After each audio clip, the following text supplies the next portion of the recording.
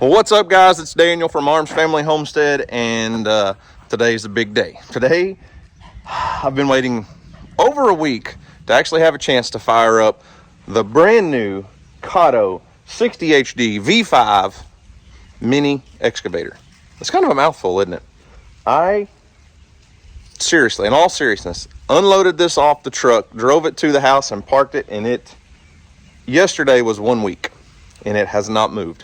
We had our control burn, our prescribed fire plan went through, and I spent a couple days on that, and rain and mud, and I think today it's finally dry enough. I can get out, do a few things. I've got a couple small projects just to learn this thing. I mean, I've used some mini excavators in the past, but never a Kato. The controls are pretty much basically the same, but this thing is, I'm not gonna lie, a lot bigger than what I thought. This is a very big mini excavator, in my opinion, and I can do a lot of projects around here. The one drawback is we're going to get there slowly. So it does not move fast. It does have 2 speeds, so you can put it in, in a higher speed and drive to where you're going, but it's not going to get there quickly. So if we don't start now, we're not going to get anything done. It is 12:06, and I've got to pick Houston up at school at 3 o'clock. So I don't have a lot of time today to mess with this and do all the chores and all that, because he's got baseball practice this evening, and just have a couple hours to mess around on the new tool. A lot of you ladies like to say toy, but it's T-O-O-L, not T-O-Y. Now, like I told you guys before, I've never owned a mini excavator. I've ran one a few times, so this is all a new experience for me. So we're gonna learn together. No reason for that high throttle. Let's let it warm up for a second. One feature this excavator does have that I found just kind of playing around with it is it has a, and I'm not sure what it's called, like a smart throttle. So I can idle it up, turn that throttle, that smart throttle on, and you hear it go up, you hear it idle up, it'll come back down. Now when I get ready to move anything or do anything, watch. And then if you're not doing anything, if you're talking to someone that's out there on the ground or something, it idles back down. That's a pretty cool feature.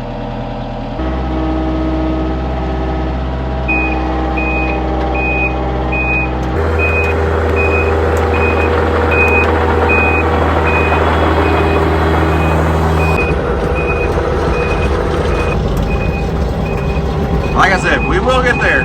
We're just not going to get there in a hurry. And one thing I've learned is the backup alarm is also a forward alarm. Most pieces of machinery only have that beeper when you back up. We're going to have to figure out how to disable the buzzer, because when you're trying to get somewhere, that's going to be rough to listen to all the time. All right, project number 1 for the Kato excavator is there's a tin horn that goes under this road through this little ditch. It used to be a little bit of a homemade bridge that my dad built, but he accidentally caught it on fire once upon a time. And I really need to cut those out of there, or drag those logs out. They're old telephone poles is what they are, but they're causing the mud to back up.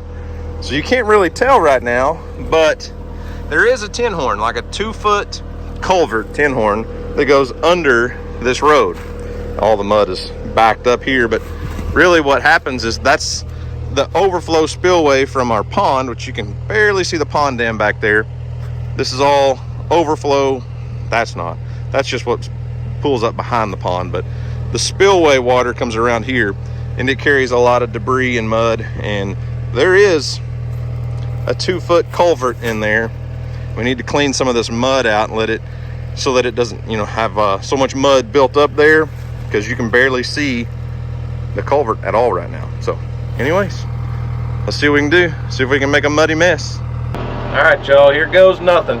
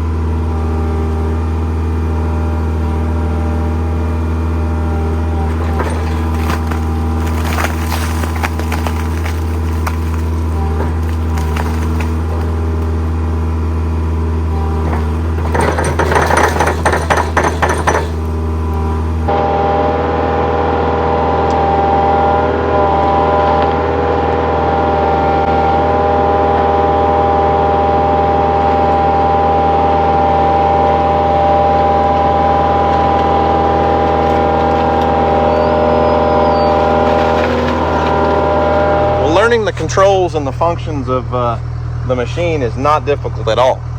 Finding somewhere to put the mud is becoming another problem. And as you guys know, there's nothing in the world more heavy than wet, soupy clay. And this thing is doing an incredible job, but everything's just so saturated and so wet. So I've got about a 8 or 9 foot circle here, and you can see our culvert is full of mud, which is a problem, but it's not, you know, that big of a deal, because if we can make at least a small tunnel for the water to go through, which it does a little bit. I can see it draining out the other side, but water, you know, erodes soil, right? That's what water does. And all of this just can't go through that pipe at once. So I'm working on cleaning out the other side. And with those trees in the way, there's just only so much moving you can do. I tried dumping a lot of the mud up here out of the way, but then it just oozes down. So I started cleaning on this side, and you can see there's the culvert, and there's definitely water coming through. So we just need a big rain to kind of flush the pipe, so to speak.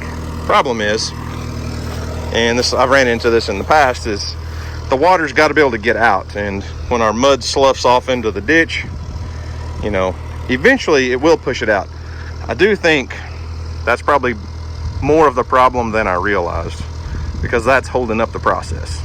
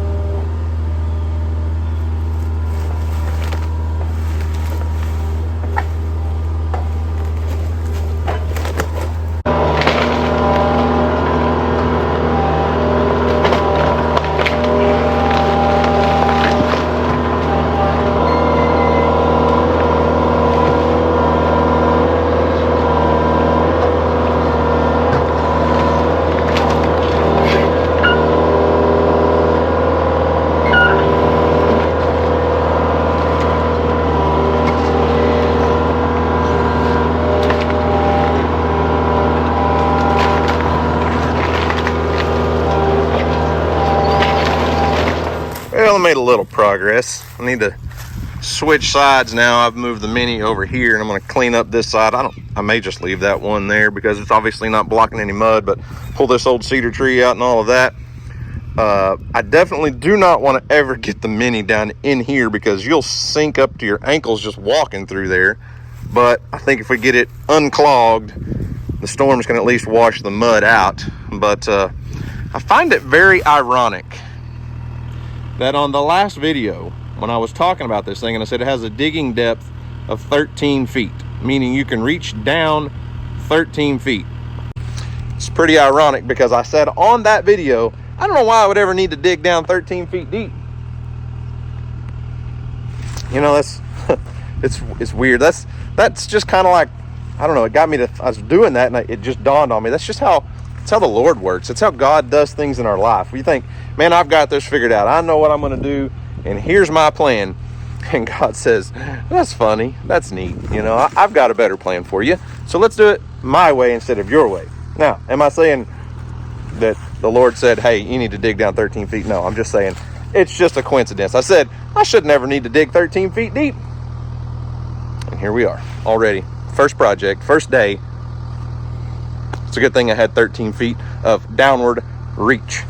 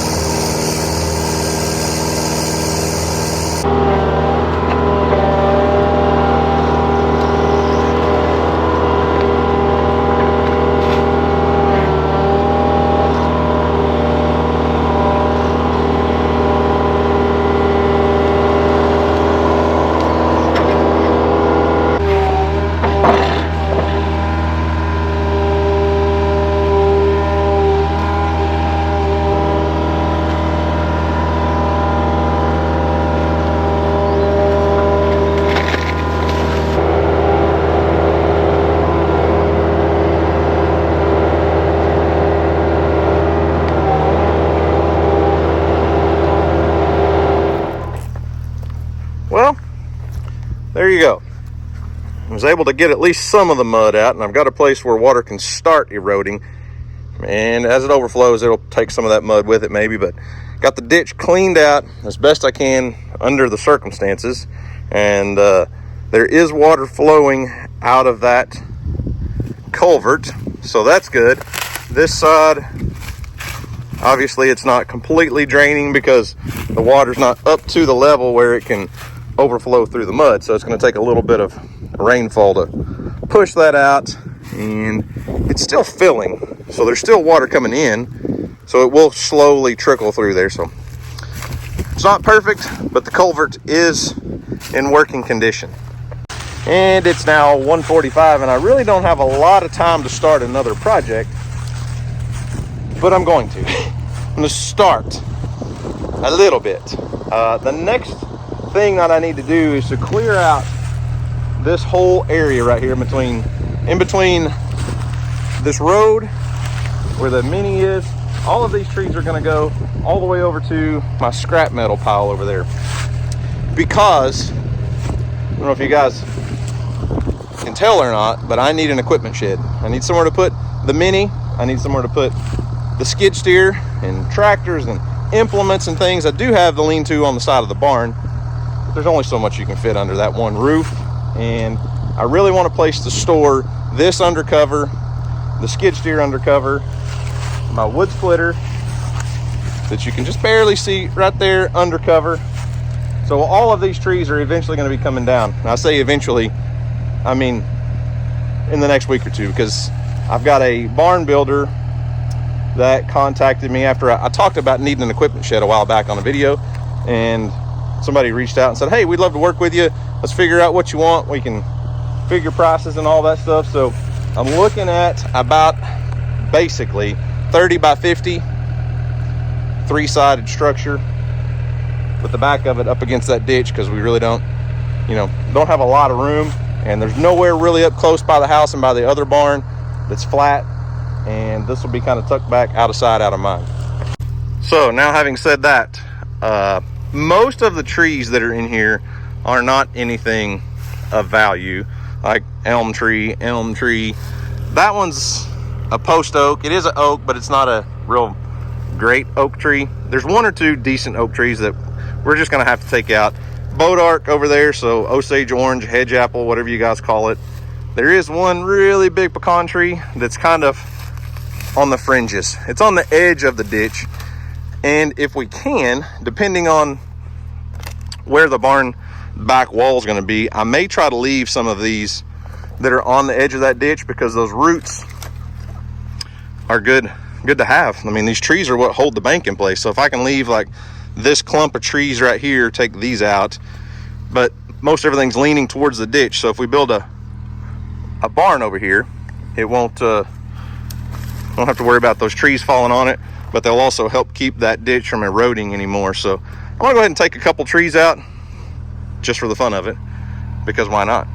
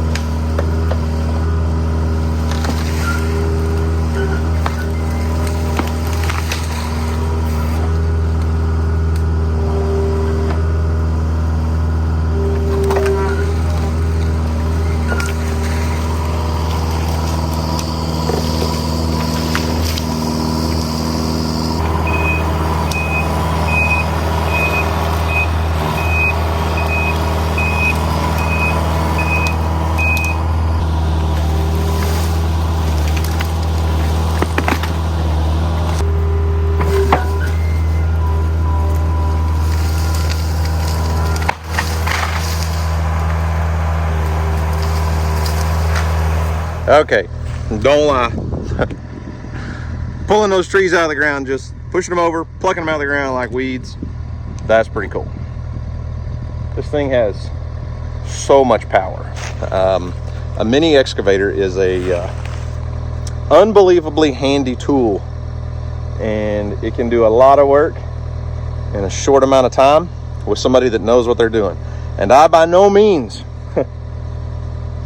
am good at operating one of these, but the joy of being a YouTube content creator and being able to make these videos and demo equipment like this is I can get a lot of practice. And this Kato mini excavator makes me very happy. So I got a couple trees moved out of the way. Some of these are going to get cut down and go for firewood, obviously. I mean, they're too big to just waste, so we'll cut them down, get the log out of the middle, get what we want for firewood, and then burn the rest. We'll make a nice little brush pile here, burn the rest, and then I would say it's this, I mean, we're in like mid-February. I think our barn build project is supposed to start early March. So anyways, I'm out of time for today. I may pick this thing back up tomorrow because it's fun. So I'm gonna go pick up Houston, go to baseball practice, and do the family stuff for the rest of the day. So we'll see you guys. Well, all right, back for day 2. I'm letting the machine warm up just a little bit. It's a lot cooler today and a lot windier today, and gonna drop down into the 20s tonight and be cold all day tomorrow. So I'm gonna keep the windows closed and probably the door shut today. I don't know. It's really not super cold yet, but I need to clarify one thing. This machine, whether you're going forward or backwards, depending on, you know, the blades on the front, has a beeper, like a backup alarm for forward and reverse. And we need to clarify that because some of you are way smarter than me, and you're telling me in the comments how stupid I was for driving the machine in reverse all the way back to the house in the first video. Oh, listen, you drive with 2 stick levers right in the front. Push them forward to go forward, pull them back to go backwards. It's like a remote control car, 2 levers.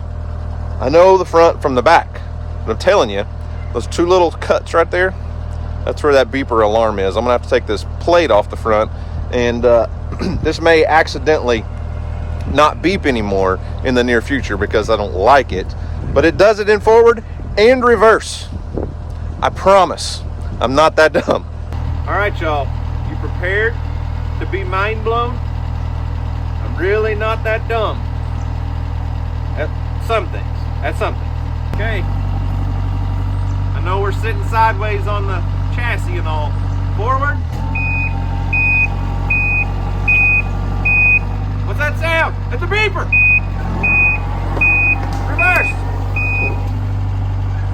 Forward. Reverse. It beeps a lot. Going forward. Y'all check out my audience. Everybody's curious about the new Kato mini excavator. I mean, we knew the donkeys would be, and Charlie's always in the middle of everything. This turkey, you know, she's something else. She's a mess. So, all right, listen, you guys cannot run the excavator. Okay? No go for you.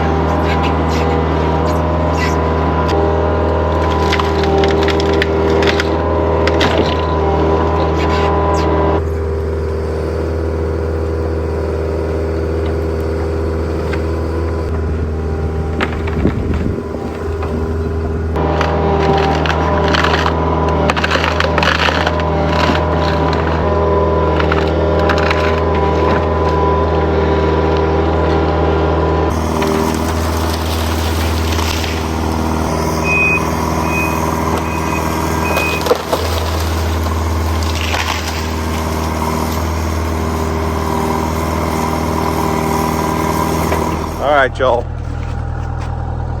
You ready for this? I'm pretty much just about done as far as removing trees. The only tree that still needs to come out is this one right here. And my phone's ringing, so I'm gonna answer that call. I'll be right back with you. Okay, I'm back. That machine, incredible. Took out all of the trees that I need to take out. I still have a few logs that I left the logs kind of stacked out the end where I can cut them up for firewood if I want to. I just didn't go get a chainsaw, so they're kind of stacked with all the stumps out this way. But I got the brush pile stacked in there real nice and tight, and should be able to burn that pretty easily. And that's the joy of having an excavator here now, is as that pile burns, I can restack it with that. It shouldn't do too much harm to any of the other trees. That one might be a little too close, but I don't think so. I'm a little concerned about this one pecan tree because it's kind of leaning towards where my barn structure is going to be, but it's a good healthy tree. And either way, most all of this area is cleared out. I do need to take that dead, well, 80% dead oak tree out. It's just leaning towards my fence and pretty much rotted at the top. But this, so basically 30, 50, 30 with like a, I believe it's a 6 or 8 foot cantilever over the front of it. So 30 by 50 then becomes 38 by 50 or whatever. I don't remember exactly what we settled on, but got a lot of prep work to do for the dirt, get it good and leveled out and haul a bunch of gravel in, and then we're gonna build a barn so we have a place to store some stuff. And as far as the Kato mini excavator goes, I think I'm up to 10.5 hours on this machine now. It had like 5.5 when I started, so I put about 5 hours on it, 3/4 of a tank of diesel, and a whole lot of impressed. That thumb right there is a game changer. That's so incredible to be able to reach out there and just pluck trees out of the ground and pick things up and spin around and move them. And listen, I like it. It's an awesome machine, runs great, works great, nice cold AC, heat, everything. So you guys are going to be seeing this Kato excavator quite a bit, I would imagine, because I can think of a ton of projects we can use it for. So anyways, guys, do something today to make somebody smile, because you never know, it just might change the world. So guys, thanks for watching. I hope you enjoyed it. You guys have a great day, and as always, we'll see you on the next video.